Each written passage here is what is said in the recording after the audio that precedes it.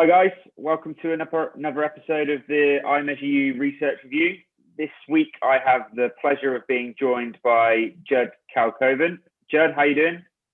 Yeah, good, thank you. How you doing, Dan? Not too bad, not too bad. It's an early morning for me, but thank you for taking the time out to chat to me.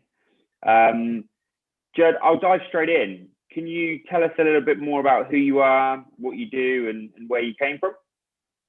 Yeah, absolutely. So I'm a PhD candidate at UTS, University of Technology, Sydney. I've actually just submitted my thesis just over a month ago, so hopefully that's all good. It's in the process of being marked, and then I'll be done with that part of my life. In terms of, I guess, do you want to hear about my journey into sports science and go through that? I think that'd be really helpful. Yeah. Yeah. All right. Sweet. So as you might be able to tell by the accent, I'm South African. I was born in South Africa. I actually spent a little bit of my childhood in England before moving back to South Africa. Grew up in Cape Town. And when I was 16, I moved to Sydney, Australia. I was always a very, very keen sportsman. So I played a lot of sports, cricket, rugby, soccer, tennis, swimming, you name it. And I played a lot of those sports at a particularly high level. But my biggest two passions were probably soccer and rugby. And as a South African, I actively pursued a career in rugby. And sadly, when I was still a teenager, I had a really, really bad knee injury where I ruptured my ACL, medial meniscus. And unfortunately, that was the end of my sporting participation. Of course, I tried everything to get back onto the field, but every time I went on, I just didn't have the confidence, and my knee would dislocate. Happened twice after my reco, and sadly, I just had to sort of accept that, I wasn't going to be the athlete that I hoped to be. So once I finished school, I was at a bit of a crossroads. Obviously, couldn't pursue a career in sports, but I just knew that sport was my passion. My family was all in finance, so there was a very strong push for me to go into finance, and I did have an interest in finance, but against my family's wishes, I decided to follow my passion and took the leap into sports science. So I started my undergrad at UTS, and then that eventually progressed into an honors where I was researching mechanical stiffness and muscle stiffness in athletes and relating that to performance.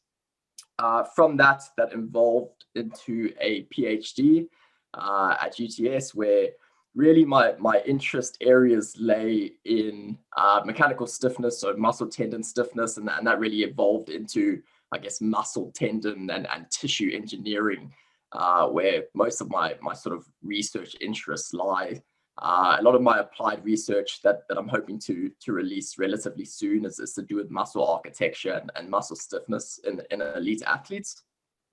Other than that, I've obviously been working on these conceptual papers, the framework that I released with Franco last year, and now this training load paper. And besides that, I teach biomechanics at UTS. I've actually taught it since I did honors, so 5 years now. And hopefully I should be lecturing that's again this year coming. So yeah, fantastic.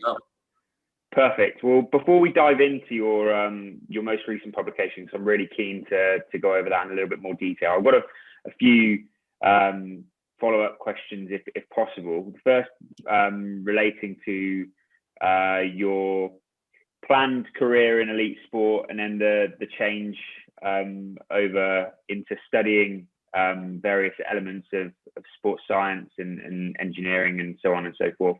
How did you manage that mentally? Because I had a similar situation, although mine wasn't down to injury. Mine was down to the fact that I wasn't quite good enough.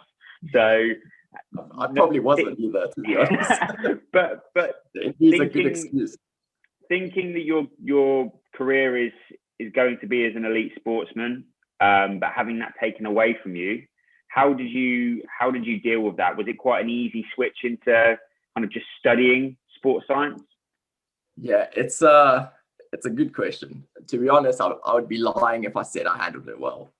So I had the knee injury when I was 17, which for me, my whole life being South African was playing first team rugby, and I was really, that was sort of the highlights I was looking forward to in my life up to then. So, I mean, that sort of got snatched away from me.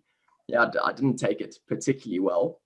I think the thing that's saved me temporarily was that I found a really big passion for bodybuilding actually at the time, even though it doesn't look so much like it now. But I was very much into bodybuilding. But unfortunately, this led to a whole bunch of serious injuries that are worse than what's happened. I actually haven't told you about this, but from then I ended up having 3 hip surgeries where my hips just deteriorated. I used to be a sprinter.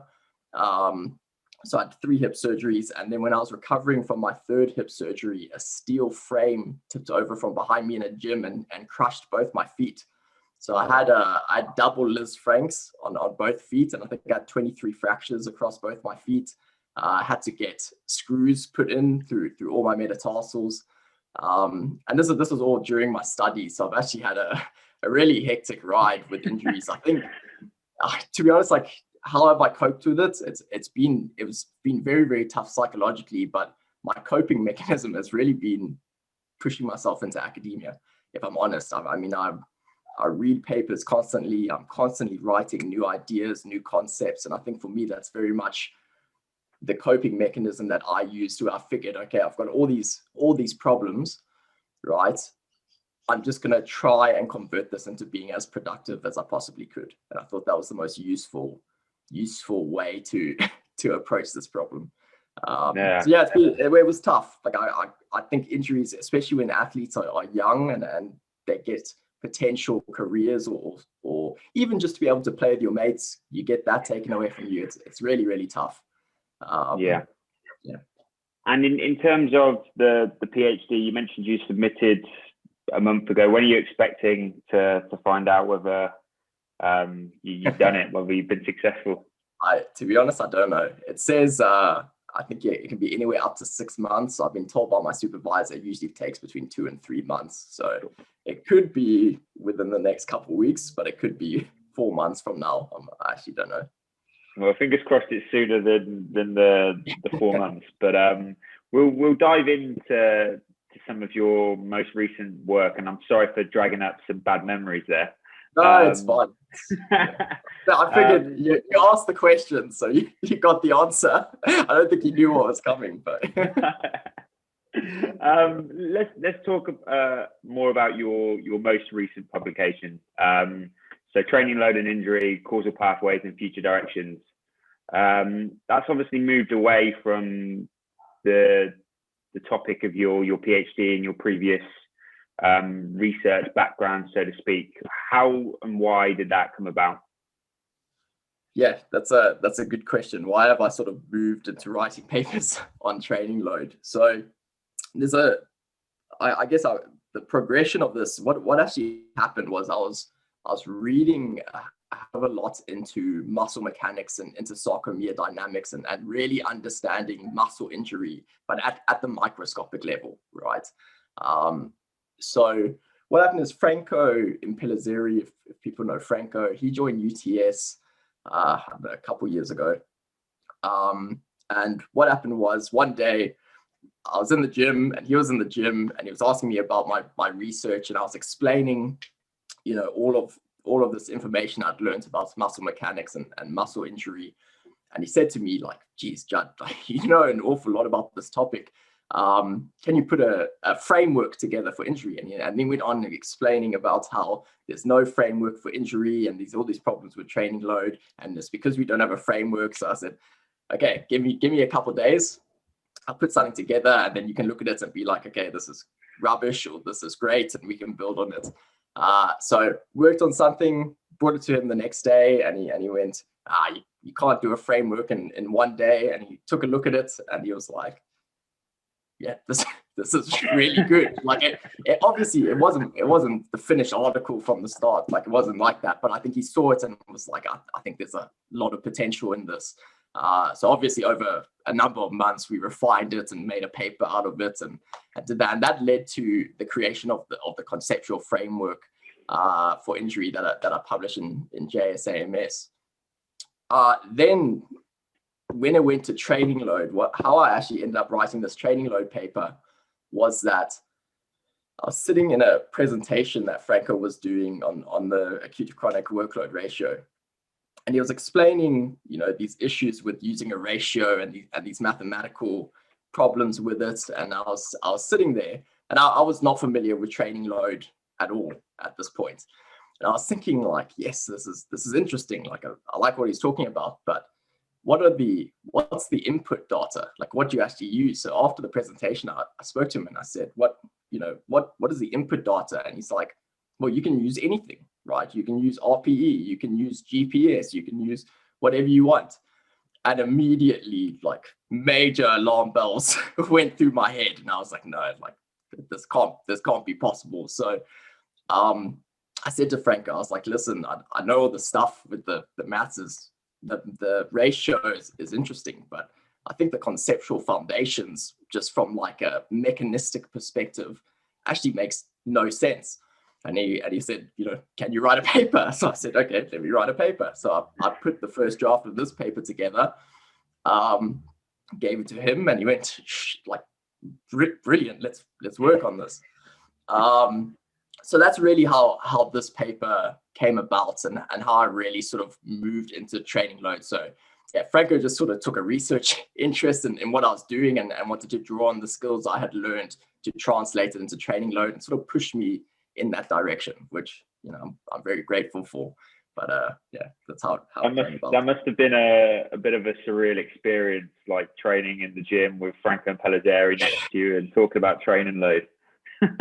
Yeah, it's unreal. I mean, yeah, I think I don't know. Hopefully he doesn't listen to this. I don't know, but he seemed to take a real liking to me, and like I absolutely love talking with him. So we just got along. We got along instantly, which is why we're producing all these papers together. But yeah, it was surreal, and it was exciting for him to take such an interest in what I'm doing and look to me for some assistance in this area, which was awesome.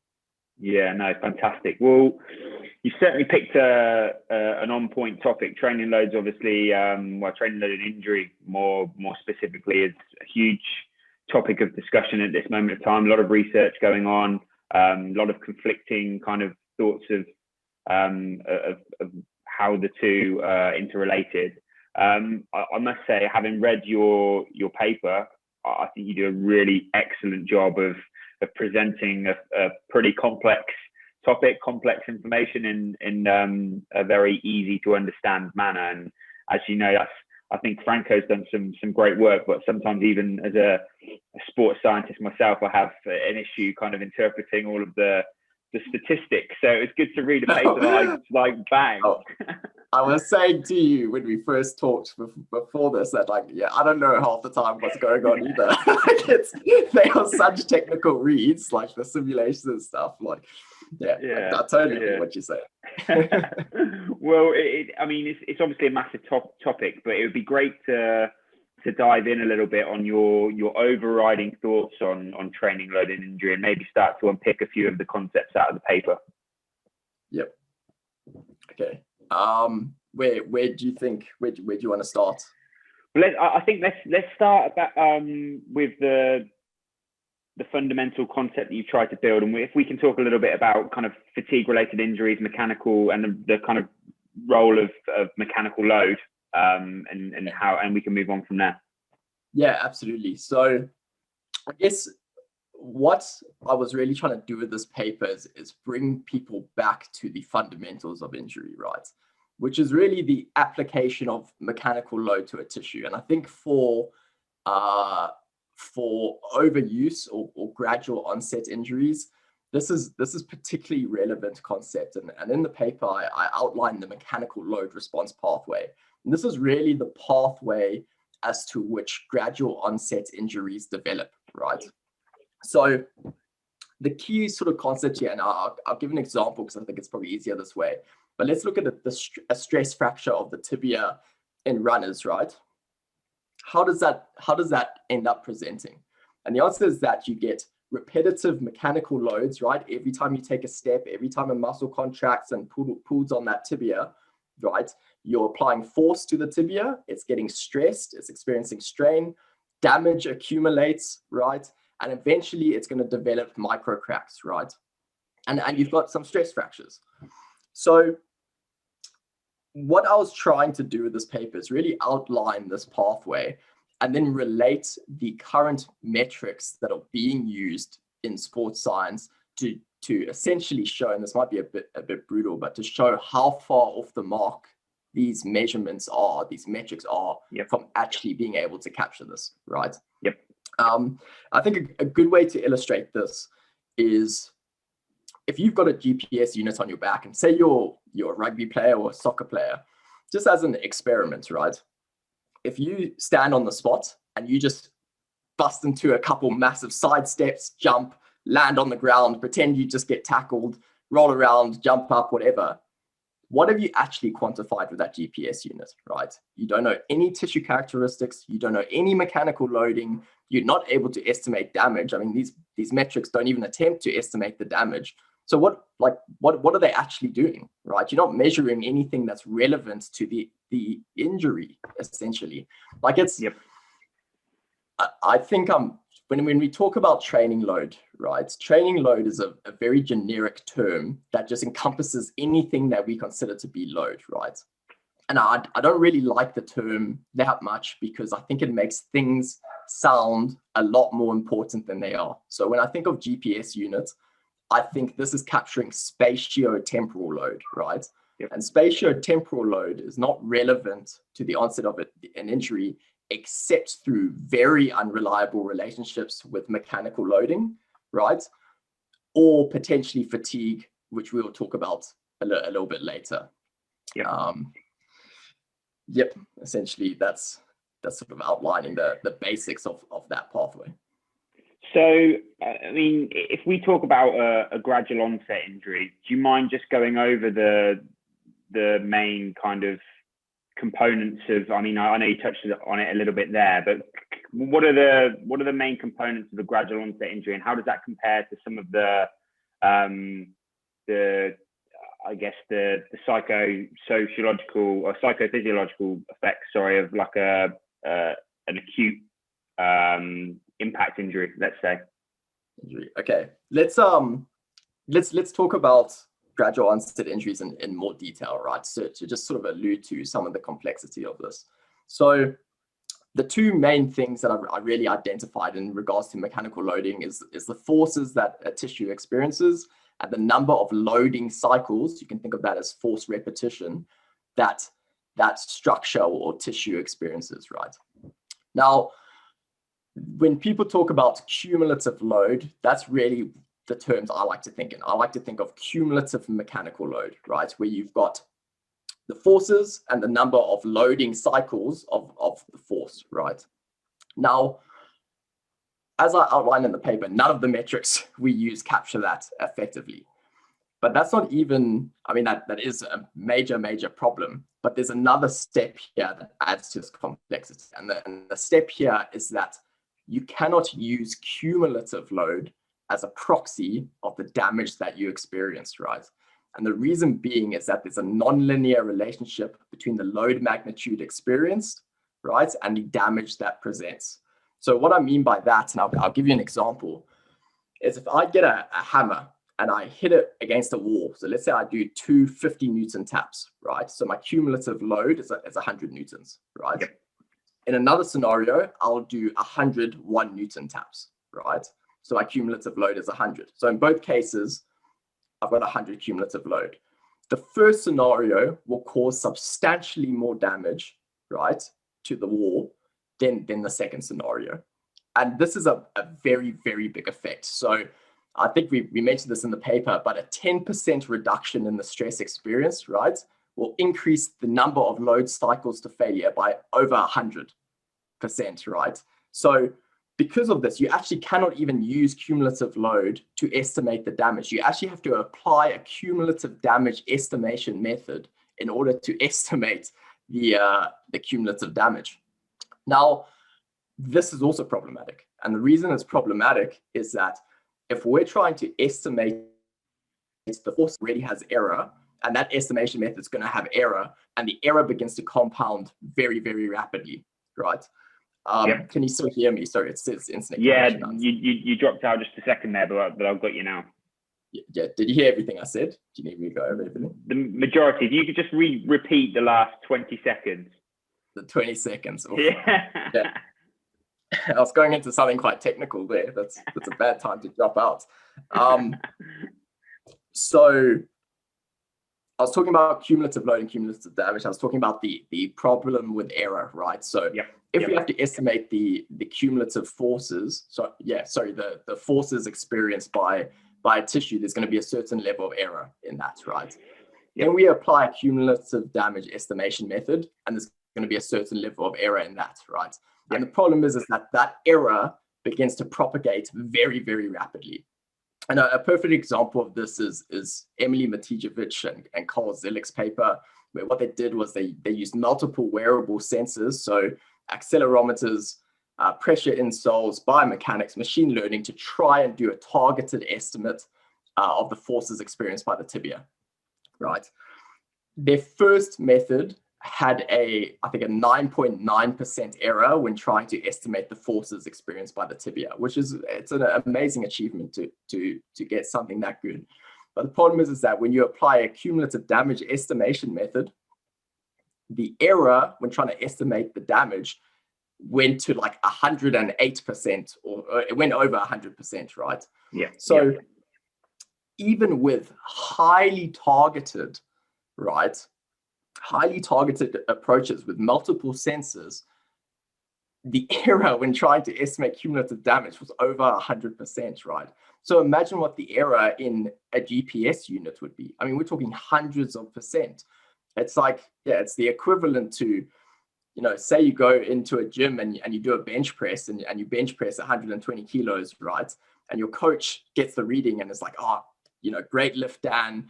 By my readings, you've lifted somewhere between like 30 kilos and 350 kilos, and I have no idea what value, but you did a great lift, right? That's what we're talking about.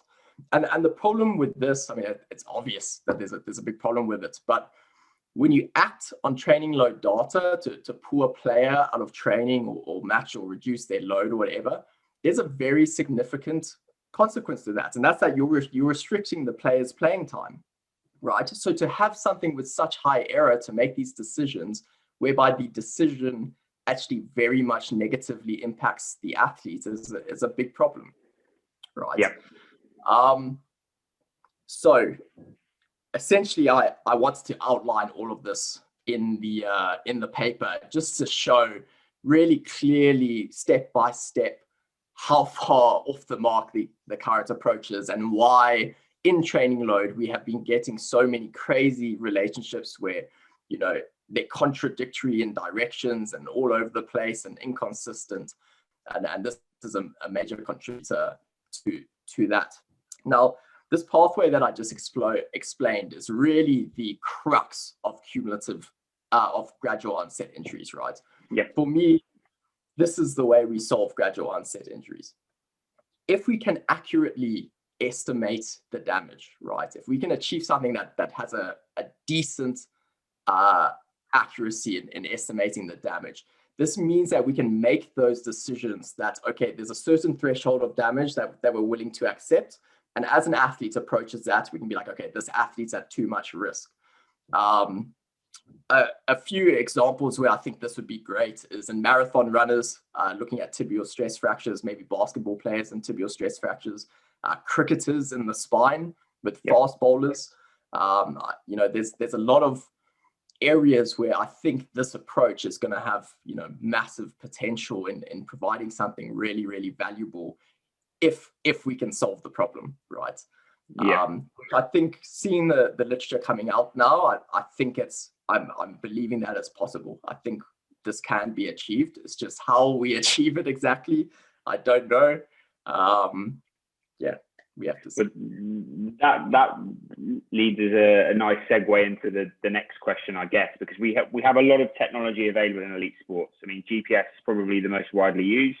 but you've got all sorts. You've got accelerometers, heart rate monitors, heart rate variability is kind of become more prominent in terms of its use as a measurement of internal workload, I guess, and its association with kind of fatigue and overtraining. But where do we need to go with the research? Obviously, elite athletes have a job to do, and that's to play games, to win matches. How do we go about collecting the most accurate and reliable data and getting to the kind of a level of acceptance where we can provide level of risk associated to a given activity? Yeah. All right. So, well, I'll say the first thing I want to clarify is that I'm not saying that you should all get your GPS units and just pack them away in the closet, never to be used again. Like, they still have uses, right? But people need to figure out, what is spatiotemporal data useful for? And just off the top of my head, the way I would use it, right, is that simply if I'm managing a soccer squad or whatever, like, I'm interested to see what ground the players are covering. And if I have all my players covering 10 kilometers and I have one player covering only 7 kilometers, right, I want to know why. Like, that's important. I want to hold that player accountable and be like, look, all your teammates are doing this. Why aren't you doing that, right? So it has value from that perspective. It also has value if a player comes up to you and it's like, coach, I'm absolutely wrecked. You've been flogging me for a few weeks now. So you look at their loads and you can be like, yeah, this dude's ran a lot, right? So it sort of matches up and it can allow you to make data-informed decisions. I think what's important regarding injury risk is the quantification of injury risk from training load metrics is very, very poor right now, right? Yep. So to the point that it's not usable. And I think you're creating noise and you're risking making very bad decisions or misinformed decisions by basing everything you have on this data. So what I'm really advocating for with this paper is that we are not close to doing a data-driven approach, right? You can do a data-informed approach, absolutely. Like I said, if a player comes to you, you can check it and you can use it in that way. But if you're wanting the computer to tell you when to pull a player out of training because computer says so, we're not even close to achieving something like that right now. I think, well, I don't say we're not even close to achieving it. I think that I want to see some significant breakthroughs for a certain type of injury within one context. So for me, the tibia in marathon runners or the spine in cricketers, if we can solve that and we can accurately estimate the damage there, I think it will be a massive leap in maybe being able to do a data-driven approach where we can, get an accurate reading of the damage and make a decision that there's actually this much damage that's occurred here. Let's pull the guy out of training, or let's reduce the loads or whatever. But we still need to achieve that level of accuracy. Yeah. Okay, no, that's great. I think it's clear that we have a fairly long way to go before we can get to that point of predicting or informing mitigating injury risk with any kind of level of what's the word I'm searching for? Degree of certainty, with confidence. Let's talk briefly about obviously we've gone over the mechanical load response pathway. What about the psychophysiological pathway and the kind of role of fatigue? Can we talk about that just briefly? What are your thoughts on that? I know you outline it in the paper. Yeah, so I think this is interesting, especially from a traumatic, one-off sort of acute traumatic event, right? So the psychophysiological response pathway. So if we're talking about fatigue, I guess the sort of theory is that either through activity intensity or fatigue, that can increase the risk of a sudden injury event occurring. So maybe because you're fatigued, you're more likely to rupture your hamstring, right? Yep. And I think that's a fair assumption, right? So as you fatigue, obviously your muscle functioning becomes impaired, you lose some control, your force production's impaired, and I think it's a reasonable assumption that this is the case. And there is some evidence supporting this. I think hamstring injuries, from what I understand, do tend to happen in the second half. So that's reasonable. However, fatigue is only relevant to some injuries some of the time, right? I think last year, a lot of research came out regarding ACL injuries, showing that ACL injuries mostly happen in the first half of the match. And the reason they think this occurs is because, one is the forces are much higher in the first half when you are not fatigued, right? Because when you sidestep, you're going to generate way more power. And that's going to stress the ACL more potentially. The other thing is, as you fatigue, you get biomechanical alterations to the way your knee and hip joint angles actually function, which might actually be protective to the ACL as well. So the contributions of fatigue to athletic injury is actually not that clear, right? We really need to determine the contributions of fatigue to specific types of injuries so that we know that it is a risk factor for some types of injury, right? Now, the overall problem here is that these training load metrics don't even assess fatigue, right? Yeah. So you've got this issue where this thing is, fatigue is related to some injuries some of the time, but we don't even actually measure it either, right? Yeah. So how do we actually quantify fatigue in order to assess that it's a risk factor for certain types of injuries and be able to make, strong decisions on that as well? So there's still a lot of assumptions, a lot of sort of gray areas regarding that as well. The way I would like to see this problem, tackled is I really want to see the development of highly detailed frameworks for specific types of injuries within specific sporting contexts. So like a detailed framework for hamstring injury in soccer and a detailed framework for ACL injury in soccer and maybe in rugby or whatever, and stress fractures in the spine in cricket. And we attack specific injuries with full force, highly detailed ways at potentially solving this problem. So that's where I'd like to see the literature go regarding that. Absolutely. And do you think, just kind of with what do you think we are heading in that right direction? Yeah, absolutely. And that's, to be honest, the papers I'm working on now is very much trying to push us in that direction. I'm working on I've probably got like 5 or 6 papers that are pretty much complete, saved on my computer right now. But I want to push very strongly for this, because I think the generic approach of just lumping all injuries into an analysis and doing it, I just think I know there's an issue with sample size, and I've later papers tackling this as well.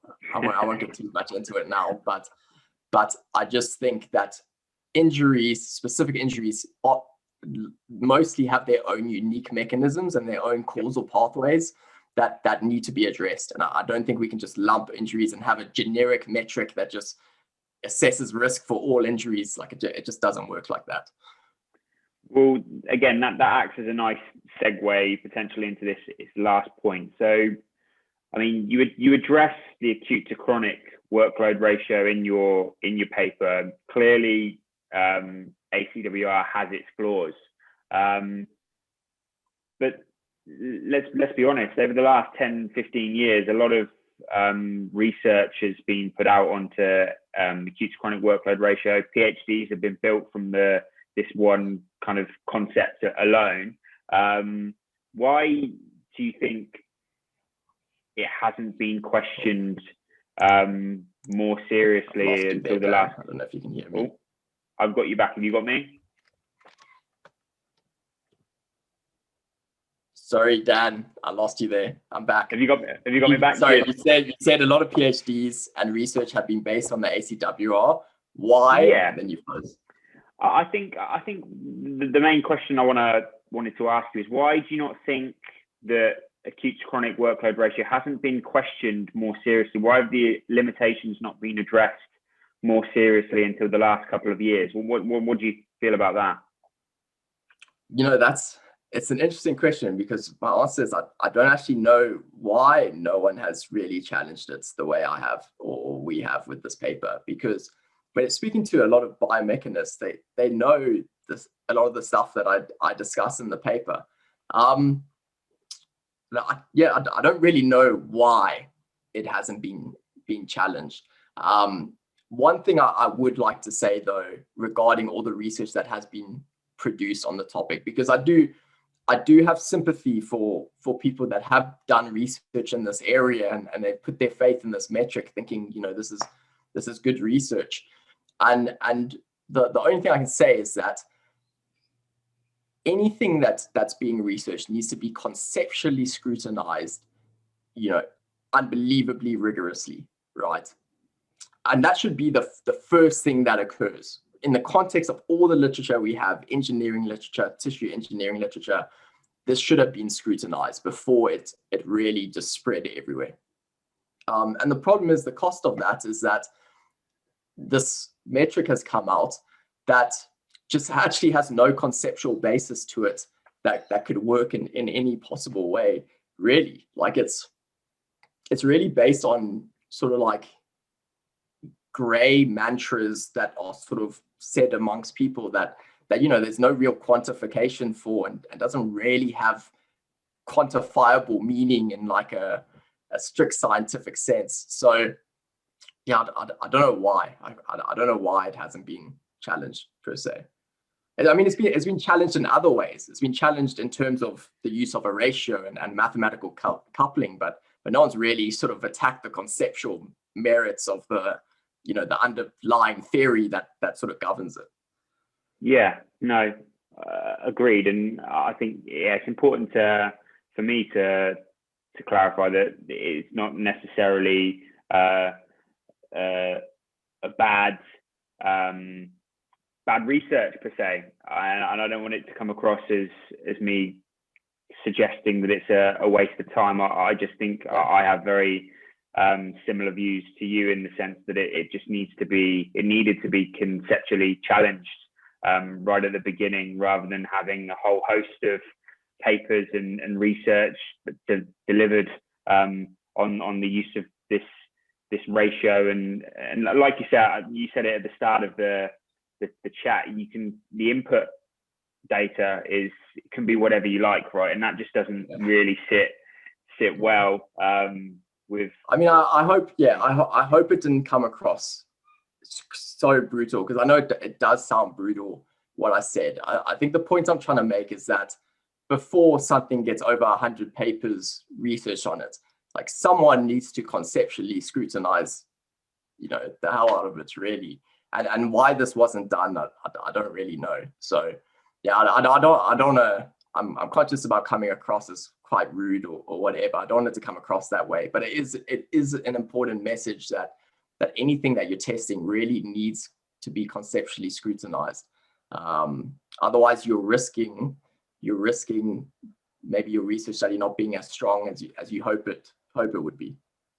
Yeah, no, absolutely. And I've got one more question before we close off. Obviously, you have an engineering background. How important do you think it has been for you moving into more training load related research, having a mechanical engineering background? Has that helped you? Do you think there's a lot of crossover between the two subjects?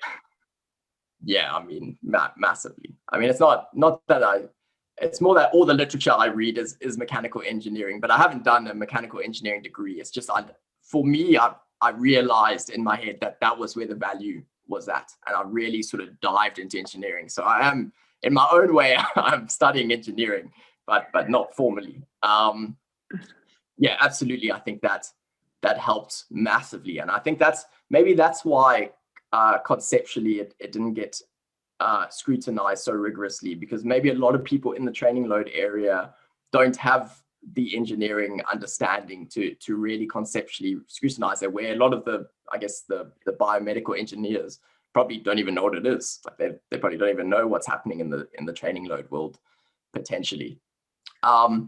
Yeah, I think that knowledge helped massively, because it allowed me to draw causal comparisons between how a tissue gets damaged and how damage actually forms and the process of that, and the underlying metrics that we use to assess injury risk out in the field. Yeah, absolutely. Fantastic. And in terms of your plans, you've mentioned a number of papers that are currently sat on your laptop. What are your your research plans after your PhD? Where are you looking to head?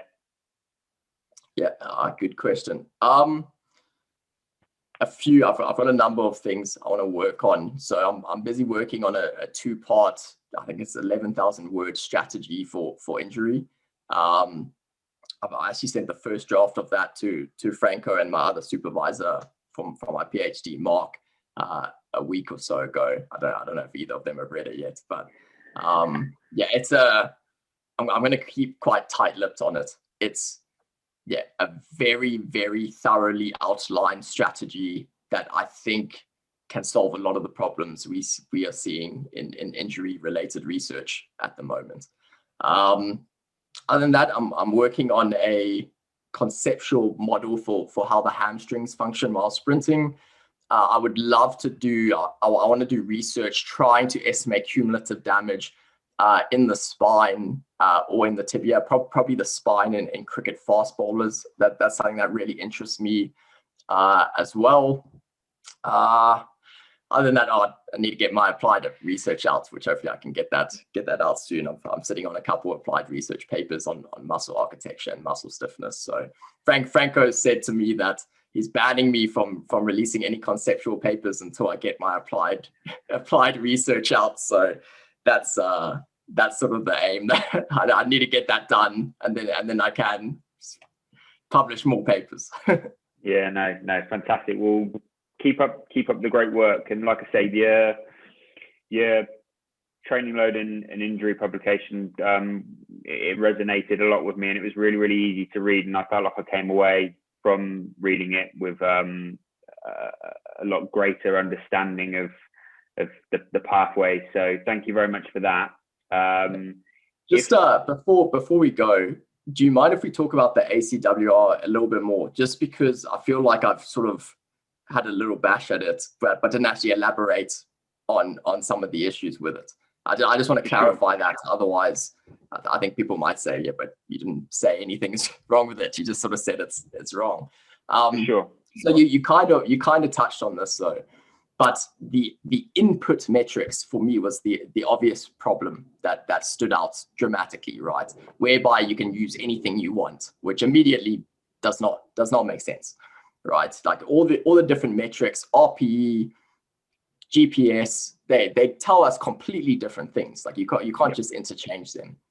And obviously, what the listener would have heard regards to the mechanical load response pathway and the errors in trying to estimate cumulative damage, right?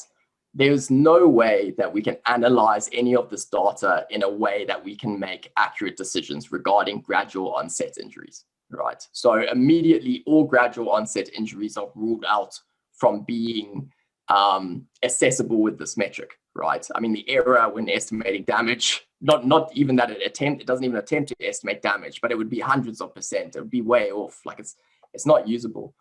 And then in terms of traumatic injury, again, none of these things assess fatigue. Like I know it's based on Bannis's fitness fatigue model, but an acute of whatever training load metric you want, 1 week of acute training load metric, whatever you want, there's no validation that reflects fatigue in any reasonable way either. So from that perspective, it really just did not make sense to me immediately. The other thing I want to talk about regarding it, just because I think it's actually important to say, is that if people are still thinking, well, maybe there's still something in it, maybe it's useful, I just want to warn that it's actively being a bad actor in your decision-making framework. And I'll give an example as to why that occurs. And part of it is, I know it's been talked about before, but the weighting induced by the ratio. And this is essentially where, let's just use arbitrary units, but let's say you have a chronic load of 100 and you increase your acute load by another 100, right? So your acute load's 200. You've got a ratio of 2, which would put you at very high risk, right? Or high risk. If you had arbitrary units of 1,000, right, and you go up by 100, which is the same amount, right? Now your ratio is 1.1. So you're very, very low risk, and it's the same change, right? That weighting is just a weighting induced by using a ratio. There's no mechanical or physiological reasoning for that that weighting. It's just because you use the ratio, and ratios just automatically have that weighting. So that's a big problem with the weighting. But the issue here is conceptually, and I'll give you a scenario. If you've got, and I think the Ashes in cricket is maybe a good example, where you've got fast bowlers that for weeks do a five match test series, and they're cranking it, right? And that would be a month chronic load that is extremely high for these fast bowlers, right? Hyper competitive environment, very high environment, very high intensity environment. And they would come to you by the end of that and probably be like, I am wrecked. Like, I need a rest, right? Let's say we push them to their capacity. You push this athlete to their capacity, and at the end of the series, they're stuffed, right? The acute to chronic workload ratio would say that their chronic load is so high that they're almost like unbreakable, because you could increase their load by another 20% above what this ridiculous load is. And 20% is a lot of load. And you only have a ratio of 1.2, which puts you in the lowest possible risk category. Like that makes no sense. So if that's in your decision-making framework, and your player comes to you and it's like, I'm absolutely stuffed, you look at his loads and his loads are crazy high, and the acute to chronic workload ratio says he can go up another 20%, then you've got a metric that is actively being a bad actor in your decision-making framework, because it's telling you something that is not true, right? Yeah. So I think people just need to be conscious of, sometimes something is not better than nothing. Sometimes something can actually tell you wrong information that is then noise in your decision-making framework and can lead you to make poor decisions potentially. So it's just something that, not that I wanted to bash it or whatever, but I think it's important that people just be aware of this sort of potential scenario if they choose to still use it. That's great, Judd. Thank you for going into that in a little bit more detail. I think, look, your paper, there's a lot of really, really good information there, and probably too much for us to do it justice in one chat like we've just had now. So maybe we can talk about it again sometime, or maybe when some of your more applied research has been published as well. But if people do want to get in touch with you, maybe they've read your paper, they have questions, is there a best means of reaching out to you? Email would probably be best. So just judd.kalkhoven at uts.edu.au. Alternatively, I do have Twitter, so you can find me on Twitter. But I think email would probably be the best if you want to have a discussion about any of these things. That's great. Well, thank you again for your time. I appreciate you taking the time at the end of your day, which I'm sure has been busy. So thank you for that. For those of you who have watched, I appreciate it. I hope you found it useful. We have a whole YouTube channel dedicated to these research views and other informative information. So please do check out and subscribe to the I Measure You YouTube channel. But all that's left for me to say, Judd, is thank you very much again for your time. And I'm sure we'll catch up soon. Yeah, thank you for having me. It was an absolute pleasure. No problem. Take care. Cheers. Bye-bye.